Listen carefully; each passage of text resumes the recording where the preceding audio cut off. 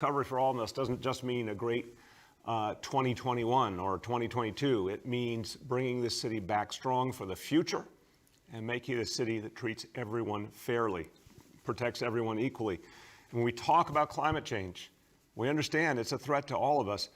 Particularly, the impact is felt in frontline communities. So often that means communities of color, that means immigrant communities, that means lower income communities that bear the brunt here in New York City, in America, around the world, that bear the brunt of climate change. So when we think about fighting inequality, we need to think about the fight against climate change as absolutely linked. So we have throughout this week been talking about major announcements that will help us move forward fighting the climate crisis. Just to review them, on Monday, I expressed my opposition, complete opposition, to 2 fracked gas peaker plants in Astoria and Gowanus because I believe it's time to break our dependency on fossil fuels once and for all, so we don't need new plants. And as we've talked about, we're going to be passing legislation to end new fossil fuel connections in the city in 2030. So getting off of fossil fuels is the beginning of everything we have to do.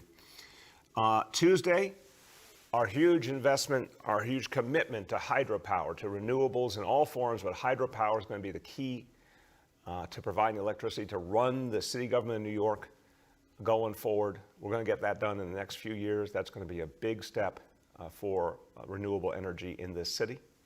Yesterday, we talked about geothermal energy. Geothermal energy is something that we have not tapped into. It's one of the promising elements of renewable energy, but it hasn't gotten the attention it deserved. There's tremendous opportunity here in this city to do it. We're now going to go boldly into geothermal on top of hydro, on top of wind, on top of solar, because we need to push all the buttons, as it were. We need to move on all these fronts to get off of fossil fuels. Okay, that brings us to today. So again, job 1, get away from fossil fuels, and that means challenging the way the fossil fuel industry has honestly brainwashed us for decades and decades. There's been a consistent effort by the fossil fuel industry to tell us everything's okay when it's not okay. There's been a consistent effort by the fossil fuel industry to tell us they're making things safe and green when it just isn't true. So the city of New York will be filing a lawsuit against big oil in state Supreme Court. We're specifically targeting Exxon, Shell, BP, and the American Petroleum Institute, which is the trade group for big oil. And this is clear that the petroleum industry has violated New York City's consumer protection law because the law guarantees truth in advertising, and what has happened here is effectively false advertising, a clear effort to mislead, a consistent decision to engage in deceptive trade practices. We've all seen it with our own eyes, and it's time to be clear about it and to fight back, and we're going to use the courts as the way to fight back. The petroleum industry created a multi-pronged, consistent greenwashing campaign in New York City to convince us of something that wasn't true and was dangerous. And by presenting themselves as leading the way again in the fight against climate change, while every single day deepening the climate crisis through their actions, that contradiction, that falsehood has to be exposed, and more pressure has to be put on this industry. So, in fact, we have all suffered from the pollution caused by the fossil fuel industry. We've suffered deeply. New Yorkers have suffered in so many ways in terms of their health and well-being, but also the danger it creates to our future. And, in fact, their products do not help us address climate change. They only make it worse. So we're going to go at them. And the numbers that we're going to present in court are staggering. Exxon, BP, and Shell combined have produced, this is just an unbelievable number. They have produced 108 billion tons of carbon dioxide since 1965. So this is unacceptable. It has to end, and we're going to go to the courts for justice. So my message to big oil is New York City will see you in court, and we intend to fight back against what you've done to all New Yorkers. Okay, now, second major announcement. This is so important because as we prepare for the future, we need to get off fossil fuels and we need to turn to all of the approaches that will help us be greener all the time. And that means zero emission vehicles, crucial to the equation, turning to zero emission vehicles, and New York City will lead the way. Today, I'm committing to 100% electric school bus fleet for New York City by 2035. Again, I want to emphasize, our school bus fleet takes our precious school children to school. We see them all over town. That school bus fleet will be 100% electric by 2035. Now, we're going to be phasing in, starting immediately, 75 electric buses over the next 2 years, and our new public school bus company, NYC Bus, is taking the lead in this effort on an accelerated timeline. All of their school buses will be electric by 2030, by the end of this decade. So I want to thank everyone at NYC Bus for showing it can be done and helping to move this incredibly important initiative forward. We are doubling down in every way on reducing emissions and reducing pollution from the city fleet. Last year, I signed an executive order that we would have an all-electric city fleet by 2040. We want to keep pushing the spectrum on that, moving faster and faster. And the school buses are going to be crucial. And boy, you know, what reminds us of so many good things more than school buses? So it's so great to know that they will be leading the way to a greener future. School buses are crucial. And I don't know if you guys can hear that, who are watching on TV. I hear some honking outside. I think there's somebody in the lot outside honking their horns a lot. Let's go to our newest morning briefing correspondents out in the City Hall parking lot, Chancellor Misha Ross Porter, and the new director of the Office of Climate and Sustainability, Ben Furness. Can you hear me, Chancellor? Good morning, everyone. Happy Earth Day. Good morning, Mr. Mayor. You should be very jealous that you're not out here with the sustainability czar and I, Ben. Today, we're so excited to introduce to the world our first electric bus. This is such an important investment in New York City, such an important investment in New York City public schools, and more importantly, so much of an important investment in our families and our communities. Today, this bus will become a part of what over the next 20 years will be 100% of our fleet going fully electric. And Ben and I know what it means to go electric. What an exciting morning. I want to thank so many people. I want to thank our CEO of NYC Bus, Matt Berlin, Council Member Drum, Speaker Traeger, Speaker Johnson, Chair Traeger. I'm so excited about this bus. I don't know who to thank, but we're so excited to be out here. It's a great day for New York City, and I'm going to pass it over to our sustainability czar. Ben, it's electric. It's electric, It's Chancellor. electric. Thank you. Thank you so much, Chancellor. You know, we are in a sprint. We can't afford to waste any time in the fight against climate change, and that is why this bus is going to be heading out on the streets and carry children next week. And that is why over the next 2 years, we're going to be bringing 75 more electric buses to the streets of our city. You know, electric buses mean clean air for our kids. It means clean air for the neighborhoods where they drive. And it's all part of our vision to electrify the city fleet and move beyond fossil fuels. I want to thank the Chancellor and the entire staff at DOE and NYC Bus for all the incredible partnerships so far. And I want to thank Speaker Johnson and Councilmember Drum and the whole City Council and all the activists and parents and community organizations that have felt so passionately about this. You know, the Mayor's Office of Climate and Sustainability is so excited to roll up our sleeves and get to work to make the vision of an all-electric bus fleet a reality. Back to you, Mr. Mayor. Thank you so much. Happy Earth Day. Thank you. Happy Earth Day. Happy Earth Day. Ben, happy Earth Day. Chancellor, very excited out there in the parking lot. And also, I believe there was a cultural reference to the famous dance, the electric slide, there in her invoking It's Electric. So check your cultural references, everyone. But the Chancellor and our Director, Ben, really are emphasizing that this is part of how we make real change right now. Now, we've got to make it in every part of people's lives, which means if we're going to have more electric buses, if we're going to have more electric cars, we need more charging stations. This is something to the great credit of President Biden, who's taking an incredible, bold stance on climate change. And in his infrastructure vision, there's a real focus on more and more charging stations all over the nation. Well, we're going to get to work on that right here and now. And we're working with the city council to expand the existing law, because right now in New York City, it's hard to find an electric charging station. It should be part of every place that people go. And so we're going to work on a new law with the council to require that all new parking lots and garages have electric vehicle charging, that every spot has to be ready to have electric charging installed as we build out, and that new spots have to come with electric chargers. Many of them at least have to have electric chargers already installed from the very, very beginning. This is how we move forward. I want to give a special shout out and thank you to Councilmember Justin Brannan, who has sponsored this legislation, is going to help us move forward. He is a true environmentalist who's focused on these issues. This is the real work we have to do to change people's lives for the better, to make it easy to find an electric charging station. So this is how we build a green infrastructure. This is how the Green New Deal here in New York City actually comes to pass, and we all get to experience it.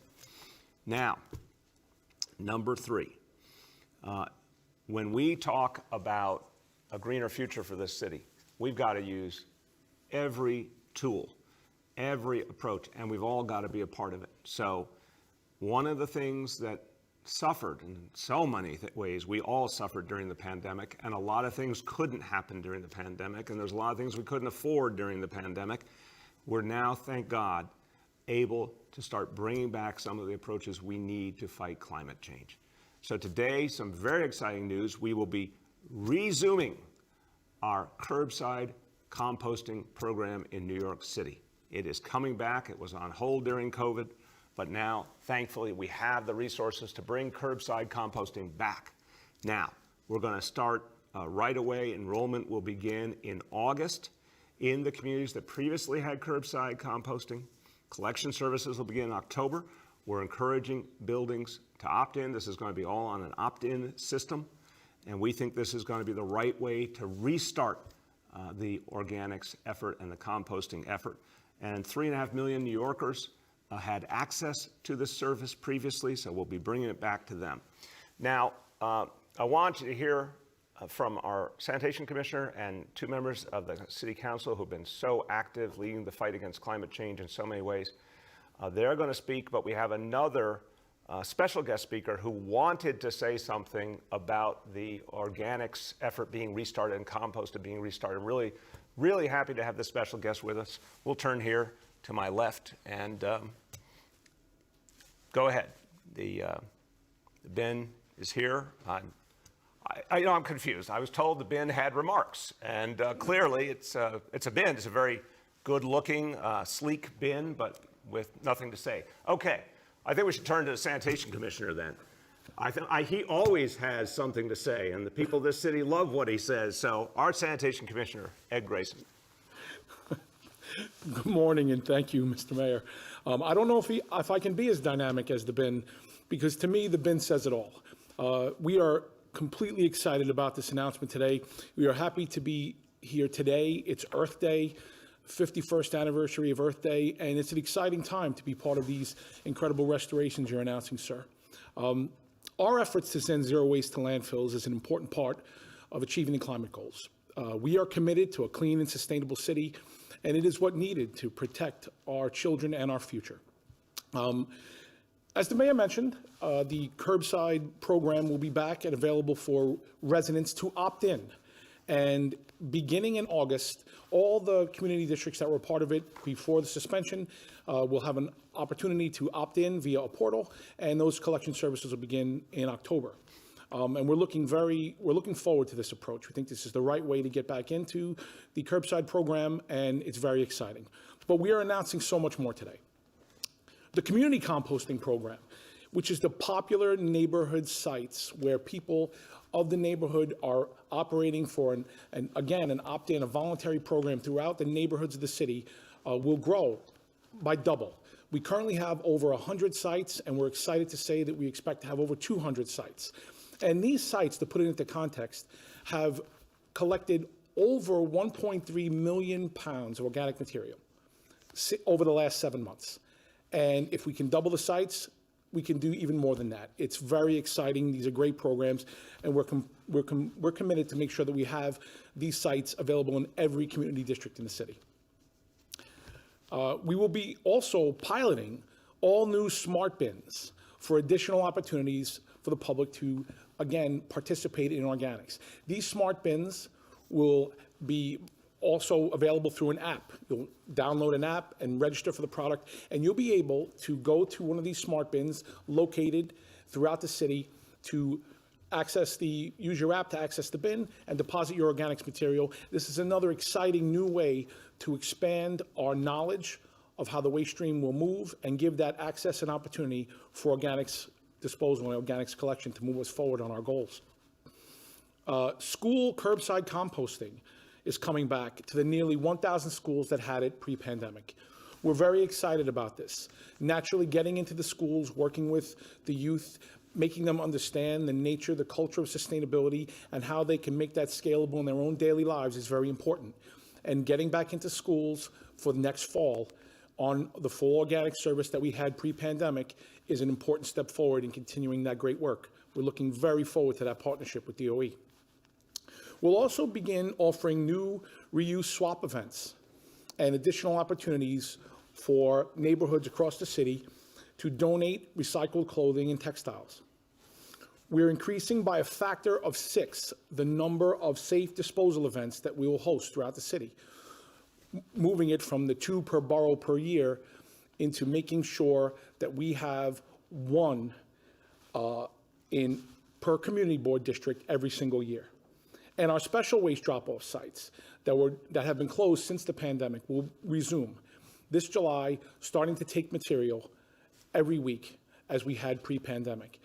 Having this opportunity for the residents of this city to bring and properly dispose of these household hazardous materials is so critical to keeping our workforce safe, but also doing right by the environment.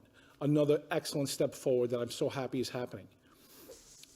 All of this is all set on keeping as much waste out of the landfill as possible and taking the critical steps forward over the rest of 2021 and onward into getting back to our goals of zero waste, achieving zero waste, and setting the pathway forward, building a future that everyone can get behind.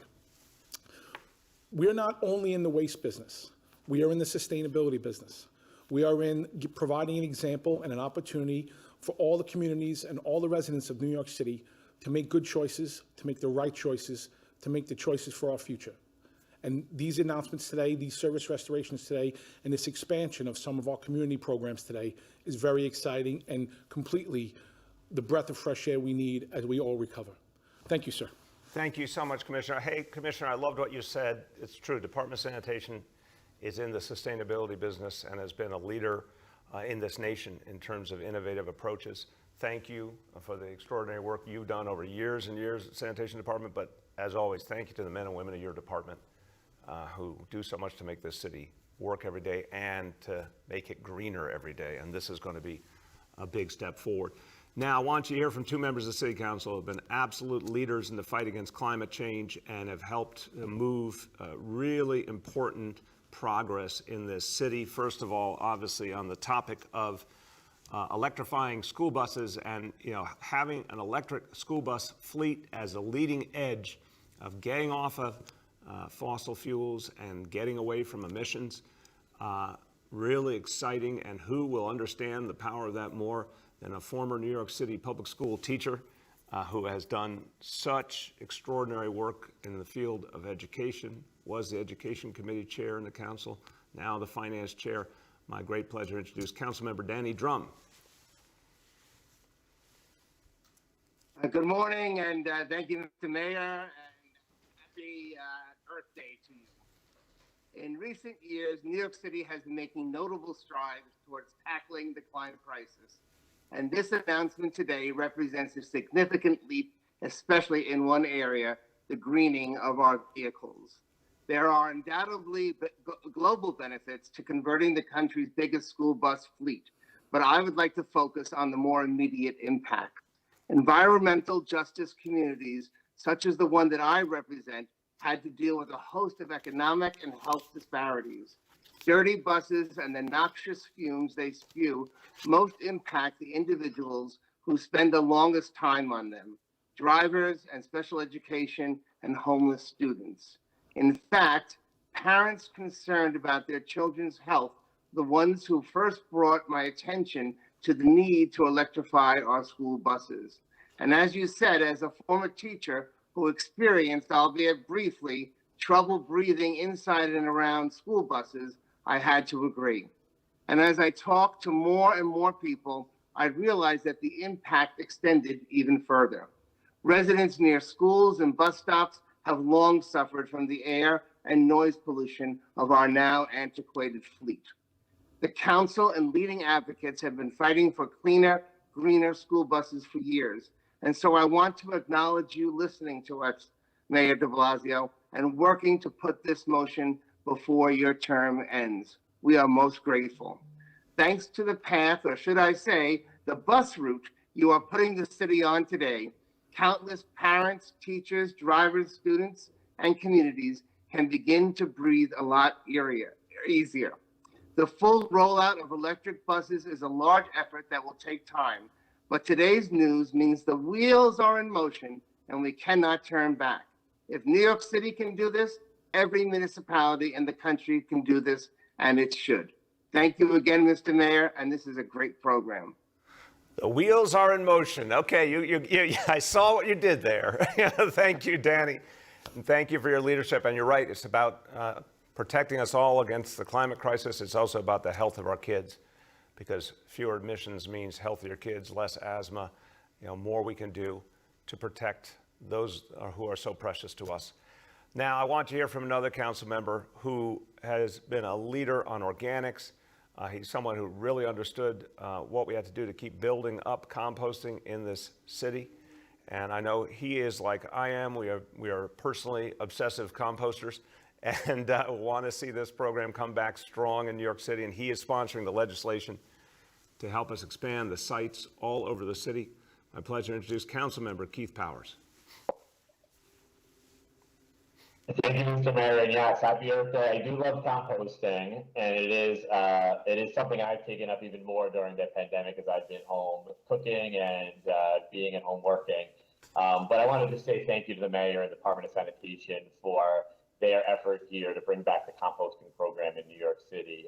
I am sitting in Stuyvesant Town, which has always been one of the larger sites here for composting, and I was shocked to find out how many neighbors of mine were composting and were devastated to see the loss of the program during the pandemic. We set up our own site here and in other places to help offset that, but everybody really wanted to get this program back. And I know my neighbors and constituents are quite happy to be celebrating Earth Day by knowing that this program is coming back and that they can continue to be good New Yorkers in pursuit of our goals here to have a better planet. So I think this is exciting news for all New Yorkers. I know my constituents and many of the folks I've talked to over the last year about this program are going to be quite excited to have it back. And I look forward to getting back downstairs and using that bin to put my organics back in it and to make sure that I'm being a good New Yorker here in our environmental goals. So thank you, Mr. Mayor. Happy Earth Day.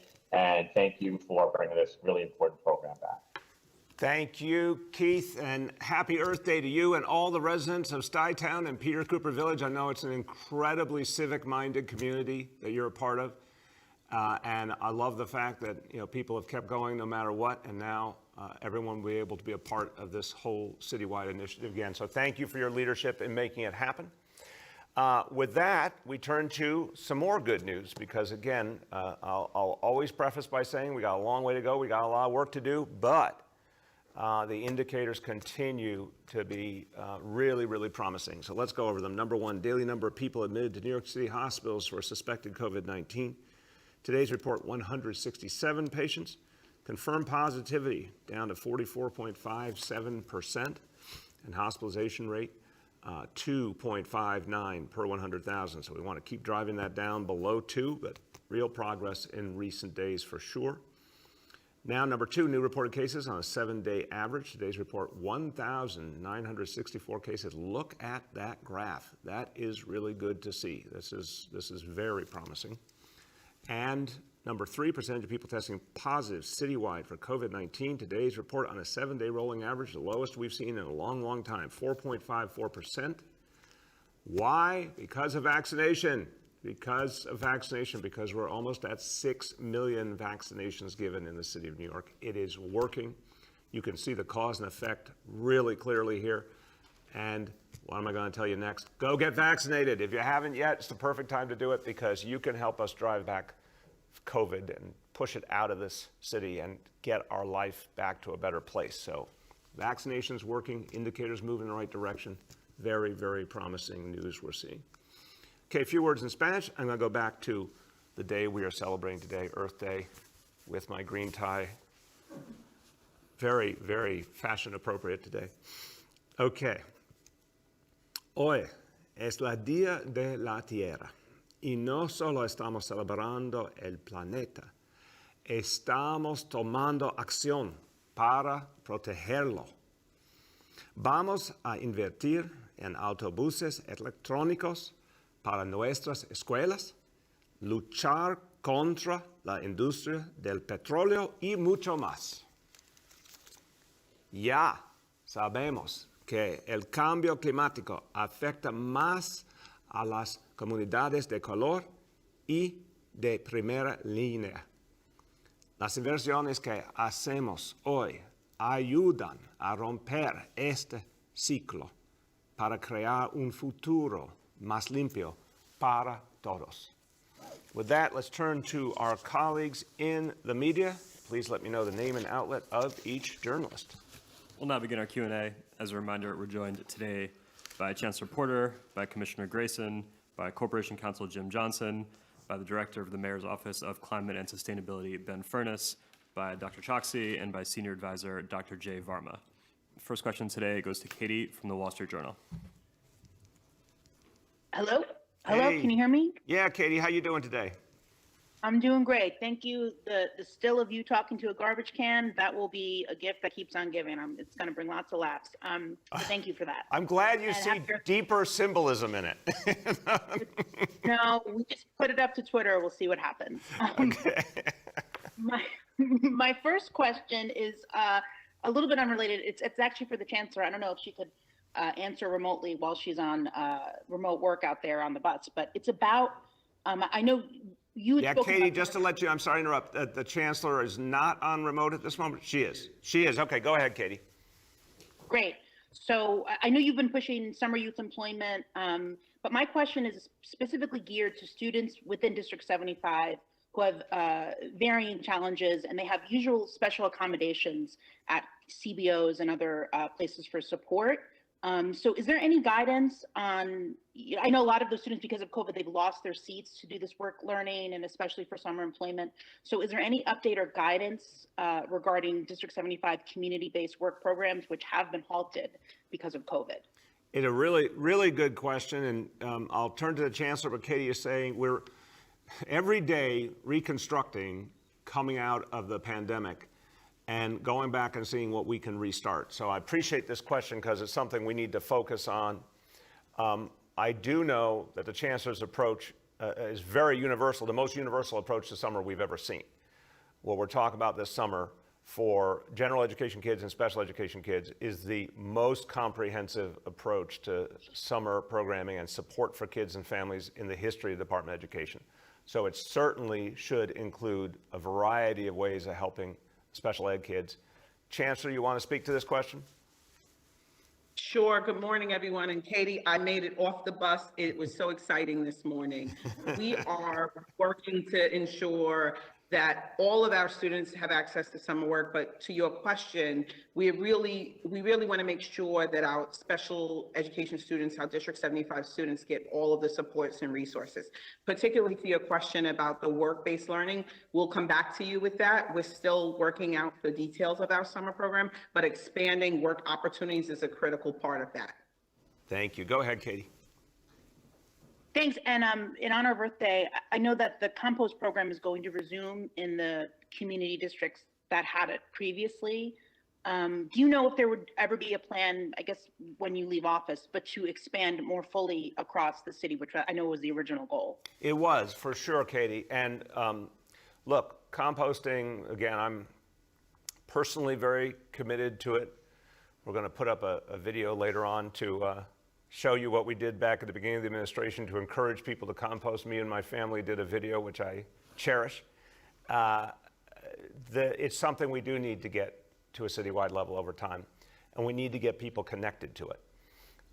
It takes some work, it takes some getting used to for a lot of people, but it's totally, ultimately an easy, straightforward thing to do. It's really important for the goal of zero waste to landfill. We've just got to figure out the way to implement it citywide in a way that'll work. And this was the first step that made a lot of sense that we could move on right away because we had a great infrastructure in place. And again, thanks to Ed and his team that we could restart immediately. But we'll now be working after this on how to keep building out across the city. The next is Marcia from WCBS. Mr. Mayor, I have noticed that you have changed. You ride the cyclone, you wear a Yankee hat, you talk to bins. I wonder, talk about the electric slide. I'm wondering what has changed your mood. Is it the fact that you see the end of the tunnel, light at the end of the tunnel because of COVID? Is it because you no longer feel you're under the thumb of Governor Cuomo? And by the way, can you do the electric slide?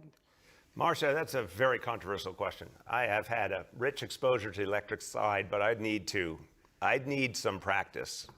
But I've been in a lot of rooms where the electric slide was being done. So I have a great deal, I love that song, and I'm a fan for sure. The Yankee cap thing was once in a lifetime. Let's just be clear about that. That was a patriotic moment. I was very appreciative of the Yankees. I did it.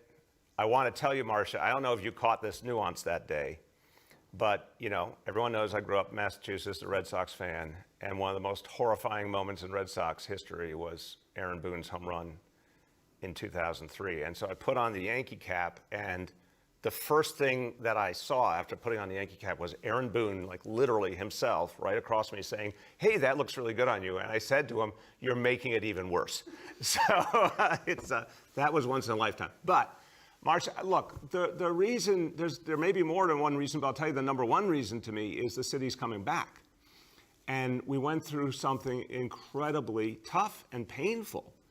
And I got a lot of empathy in me, and I felt the pain of the people of this city, and it was very, very tough last year. And then this year has been just joyous because we're coming back, and people are like, you know, just helping each other out and optimistic and doing great things and making things happen. And it just feels like a joy to be a part of it.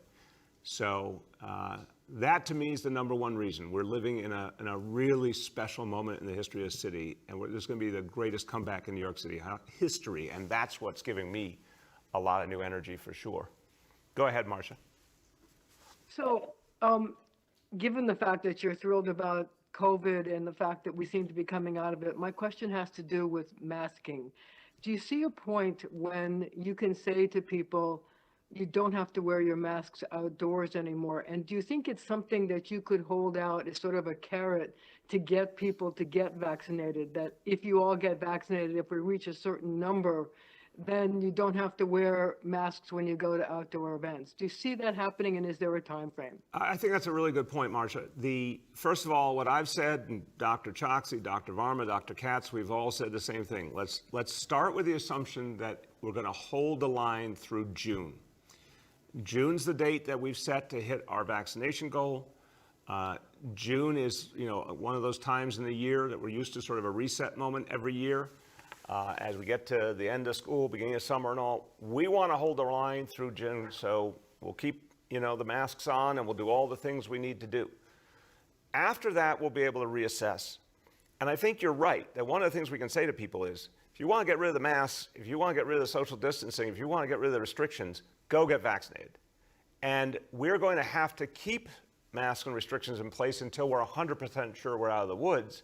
And the best way to know we're out of the woods is to see those vaccination numbers go up and up and up. Because you've seen already, just with the number of people vaccinated so far, is just pushing down COVID and pushing down the cases and making the city safer. So I think you make a good point. I think there is an incentive in that, and we'll keep making that point clear to people.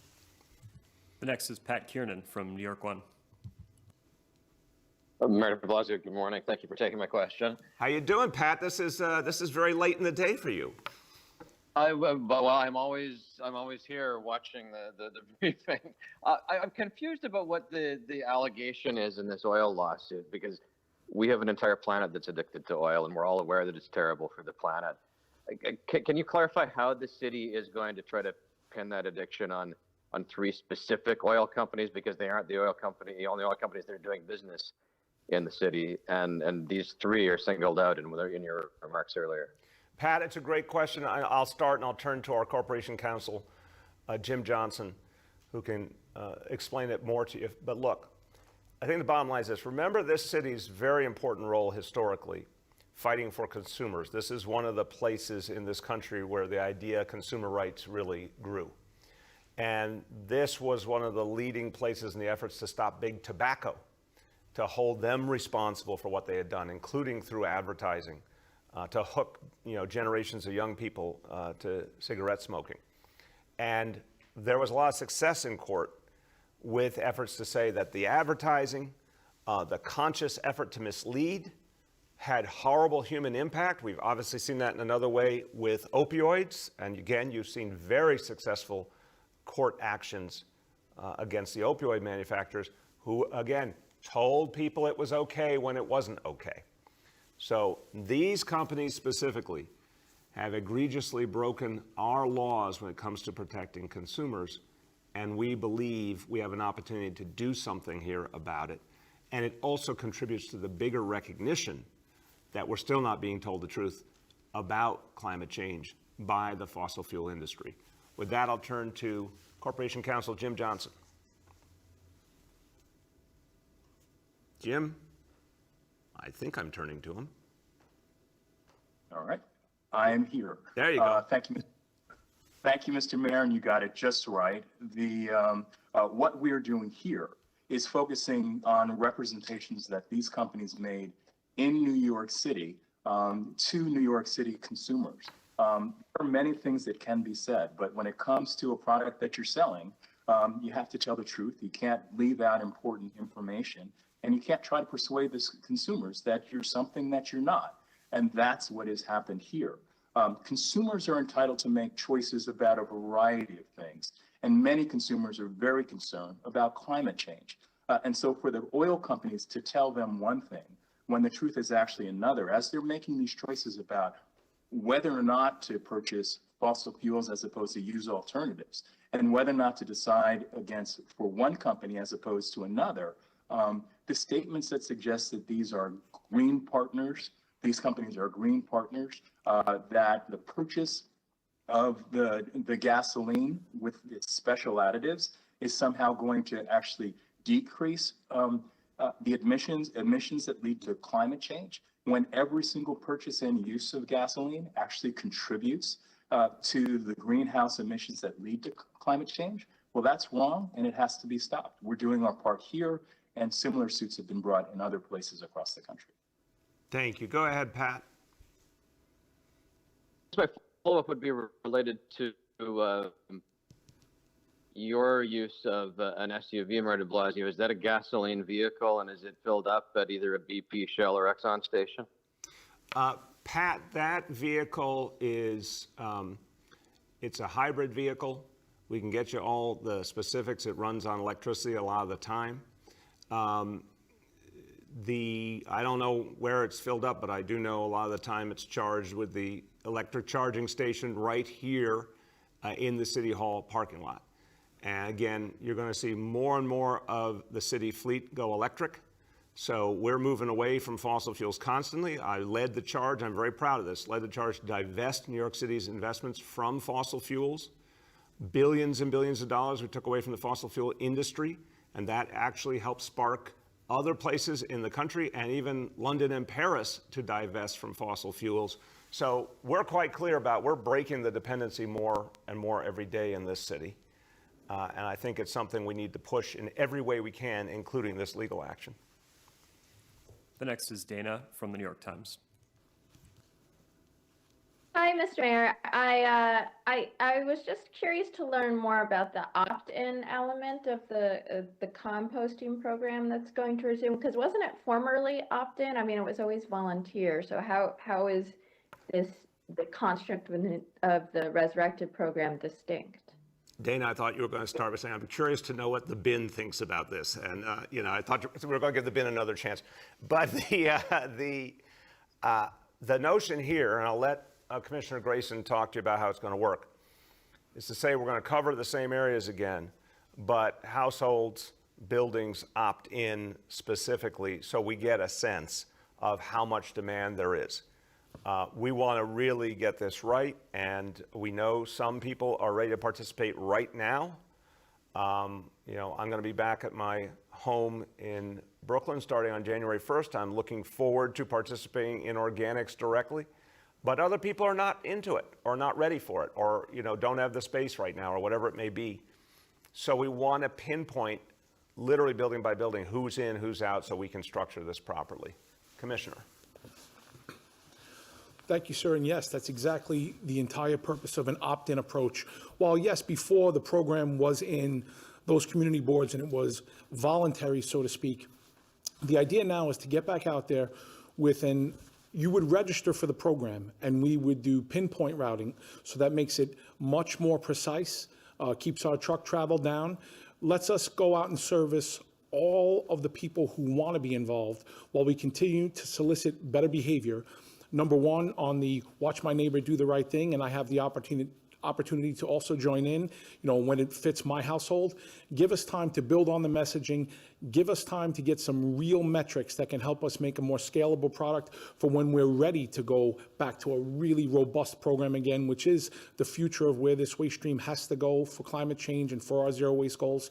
But that's the difference. The difference is we are looking to solicit a constituent base who would register for the program, ask for service. We would service those stops and build on that as more and more people registered for the program. Thank you very much, Ed. Go ahead, Dana. Thanks. And then just to follow up, since it seems like you are targeting a sort of smaller base, do you have any projections on how many tons of organics you'll be collecting versus how many the city collected under the former model? I'll turn to the commissioner on the initial projections, but Dana, I think this is going to be something that grows quickly. I really do. Last year so much was disrupted, and people were just trying to make sense of so many challenges, plus the budget crisis we were going through, et cetera. Now we're in such a better situation. We start this up on a very, very large level again. I think a lot of people participate instantly. I think the more we educate people, the more and more people will come into it. And then keep building towards citywide and make this something that will be truly citywide and consistent and part of our future.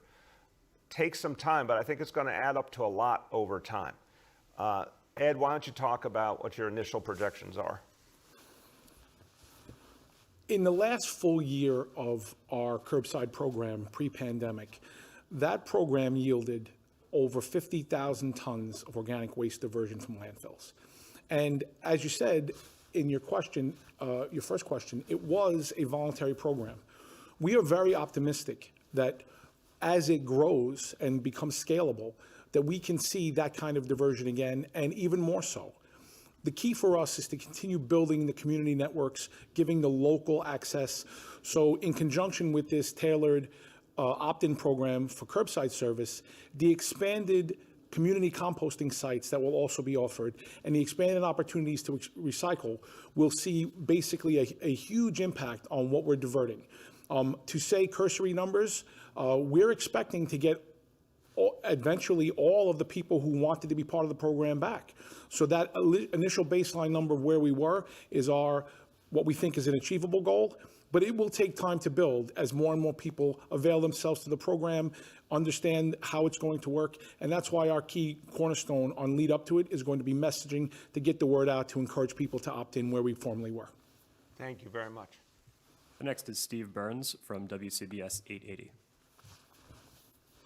Morning, Mr. Mayor. I'm guessing the Yankees hat you referenced is in the bin next to you, but feel free to give me a no comment. Is it organics? I don't think so, Commissioner. The Yankee cap would not go into the bin. No. And I would never do that to a Yankee cap, Steve. I have a different affiliation, but I still respect the Yankees organization, even though they're going through a very, very difficult time. And I want to express the pain that I'm feeling as the Yankees go through this very difficult moment. Just our hearts are with you. I'm sorry, Steve, that was a digression. What was your question? No, that's very admirable of you, sir. I wanted to go back to this lawsuit and kind of follow up on some of the line of questioning that Pat was getting at. I mean, New York is still very much addicted to the products that big oil is selling. Car traffic is back to pre-pandemic levels or even exceeding it. New York remains, in general, very friendly to cars, given millions of free parking spaces, placards, and all kinds of policies that allow general friendliness to car driving. So I think the question a lot of advocates are going to have when they see this lawsuit, it's not enough to just simply encourage bikes and buses and other modes. There has to be some amount of discouragement of car use. It's kind of a policy question as well if we want to get away from big oil. What can the city do to actively discourage car use here, given that's the message you want to send? So really good and big question, Steve. I'm going to frame it a little bit differently, though. I think we're in a transitional time. First of all, huge point, electric vehicles versus non-electric vehicles. As we get more and more renewable energy, as more and more vehicles become electric, and you see this happening. I mean, President Biden has put very, very positive, ambitious goals out for reducing emissions and focusing on electric vehicles, renewable energy, and all that. We got to remember that that's a different ballgame now. So if people are going to be using vehicles, whether it's school bus, a city bus, their own personal vehicle, taxis, if more and more they're electric and based on renewable energy, that's a different reality and one we certainly will leave space for. But I think with that as something to keep in mind, we would say, first of all, the best way to get people out of their cars or even convince them they don't need a car, like me, I'm not going to have a car when I leave office, is just keep doubling down on mass transit, more busways, select bus service, ferry service, you name it, city bike, all these things that get people an alternative so they don't even need cars to begin with. Zipcar, we've been creating spaces for Zipcar and companies like them to car sharing. I do think creating the positive alternatives so people don't need a vehicle.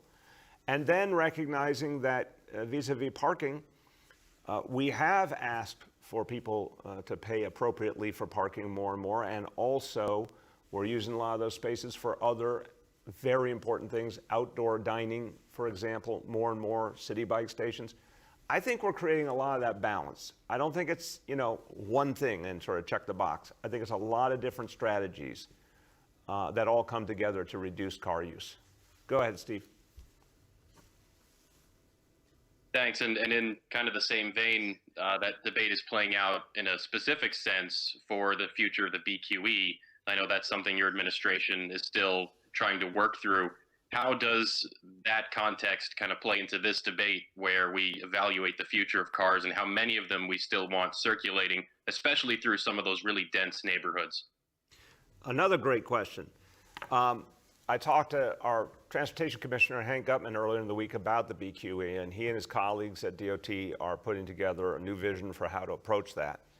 Obviously, starting with protecting the BQE as we have it now and making sure it's available in the coming years, but then figuring out where we're going. And one of the things Commissioner Gutman has talked about, very consistent with your question, is re-envisioning the whole approach as we look to a future where we hope to have a lot less dependency on individual car use. And again, to the extent we have cars and trucks and buses, hopefully more and more electric and running on renewable energy. But we do need to be thinking 10, 20, 30 years ahead as we make our plans on the BQE. We're going to have more to say on that in the next couple of months, both how we protect it in the short term, but also a very different vision for its future and what it's going to mean for us. The next is Jessica Gould from WNYC. Hi, thanks. This is for Chancellor Porter. I know that the decision to have the standardized state tests came from the federal government, but we're hearing about repeat passages from previous tests in the ELA test this year, as well as some schools that only have like a handful of kids coming in. I've heard of some schools where nobody has opted in. So I was just wondering how that impacts, to what extent the test will be used for admissions or anything else in the coming year. Do you have an answer about how the test will be used this year? Chancellor, could you hear that? Yep, I heard it. So the state is looking into they are responsible for the creation of the test, and we're responsible for the administration of the test, which we've done. As far as admissions for next year, this has been a very different year as it was last year, and we believe that the test cannot be a single measure for admissions, and obviously this year it can't be as well. And so we're looking at multiple measures to make admissions decisions, and more information to come on that. Thank you very much. Go ahead, Jessica. Okay, great, thanks. And this is from my colleague, Jake. He says, today the city settled a lawsuit with a Black woman who was shackled to the hospital bed while in labor 3 years ago. She received $750,000 from the city, but attorneys for the woman said the NYPD's patrol guide is still vague on this practice, and they worry the same thing could happen again. Should the patrol guide be updated to ensure that pregnant women cannot be shackled during labor, and should the officers involved face discipline? Jessica, I need to look. It's a great question, and I appreciate it. And obviously, I think that was inhumane, and we don't want to see that ever happen again. I will check on whether the patrol guide either was at the time or since has been amended to make clear that's unacceptable. I think in terms of any discipline issues, I got to get briefed on what happened, but also what the patrol guide said to do, because if an officer's following the patrol guide and the patrol guide is wrong, it's not the officer's fault, it's the larger decisions that were made. So we will get back to you shortly. I think it's a really important example of something that needs to change, and if it has not been changed already, we will change it for sure. We've got time for 2 more for today. The next is Yoav from the city.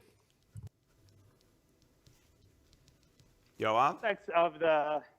Yeah, can you hear me? Yeah, how you doing? Good. In the context of the George Floyd killing and the important role that the video played in revealing what happened, I wanted to ask you about similar videos here of police encounters that result in civilian death. There's been a number of instances where you've declined to watch those videos personally, even though it's the most objective piece of evidence of what happened. And additionally, I'm thinking of 2 cases, the killing of George Zapantis and Kowalski Trarik. They also reveal that the police department was at minimum misleading about the circumstances that led to that person's death. I'm wondering specifically, have you seen those 2 videos? But more generally, when a civilian dies in a police encounter here, why don't you, as a matter of course, if there's video, why don't you review it? Yoav, appreciate the question. I don't agree with your initial characterization. I've never taken a position that I wouldn't look at the videos. I've looked at many such videos, and not just tragedies where someone ended up deceased, but other situations as well. So I just want to be careful you're not misunderstanding. I look at videos all the time, and I certainly will look in these 2 cases, but I don't think it's a blanket rule. I think when there's a specific issue that I think I need to look into, or there's deeper public concern about, the norm is I look at them. But again, we're trying to create a lot of different ways to ensure things are done right. That's why we have strengthened the Civilian Complaint Review Board. That's why we have a discipline matrix. That's why we have a lot of different ways to make sure that officers use minimum force, that we de-escalate. There's lots of different pieces going on here, not just does the mayor end up watching a video. But I certainly have looked at a lot, and I'll look at these 2 as well, for sure. Go ahead, Yoav. Thanks. You know, just to follow up, I mean, the most recent example I'm thinking of was the killing of Delron Small, which by now occurred 5 years ago. I know you were asked on WNYC a number of times if you had seen the video, and you essentially said there's no purpose in it. You don't want to opine because it's in process. But you're one of the few people who can actually hold the NYPD accountable. The case has taken a long time to get to trial. You're in a role where you could, you're not going to put your thumb on the scale of what happens, but you could say, I want this resolved quickly, and it would be resolved quickly. So have you seen that video yet? And if not, why not? I believe I saw some of the video. I don't think I saw all of it, but I'll double check that. But again, Yoav, I just want to be clear, the last point you said about putting your thumb on the scale. There were multiple levels of due process, including in courts, on that case. And then further, the CCRB wanted to pursue it, and they are. That is moving forward. So I just think we got to recognize that the things we all want to see, that if something happens, there's a full investigation. If something needs to go to the courts, that the courts have a full trial, due process out in the open. If something should be pursued by the CCRB, that happens. All of that is happening in this case. And the results have been clear. And some people don't agree with the results, but they have been clear. So again, if I see something that I feel I need to know more about, I'm going to do that. But when I see a system functioning where all the kind of due process, all the kind of investigation, all the kind of follow-up is happening, I think that's what we've been all trying to achieve here. I think that's the whole point. Go ahead. Last question for today goes to Alex Zimmerman from Chalkbeat. Hi, everyone. My first question is for the Chancellor. I wanted to follow up on a line of questioning that Jessica Gold was asking about. Obviously we've seen these reports that many of the questions on the state tests are being recycled and that students have seen them before. And so taken together with, other aspects of the test that have obviously changed this year, including the fact that they're completely optional, do you think the tests are going to mean anything? Will they convey any important information to you as the leader of this system? I'll start and turn to the Chancellor and just say I think it's an extremely aberrant situation this year. I think you're right to point that out, Alex. We've never had a situation like this. It's obviously because of the pandemic. I think we're going to see it as different than anything we've dealt with before, and make judgments accordingly. Go ahead, Chancellor. No, I agree with the mayor. We are in a very, very different time in this moment. And so the tests will give us information that we will use to inform how we support students. Families made decisions about taking the test because they wanted that information.